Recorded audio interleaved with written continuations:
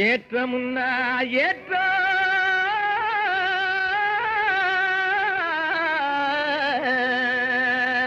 இதிலே இருக்குது முன்னேற்றம். எல்லாரும் பாடுபட்டா இது இன்பம் விளையும் தோட்டம்.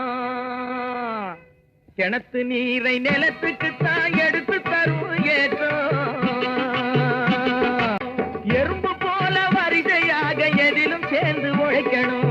உடும்பு போல உறுதி வேணும். ஓனா நிலைமை திரும்பணும். விதியை எண்ணி விழுந்து கிடக்கும் வீணர் எல்லாம் மாறணும்.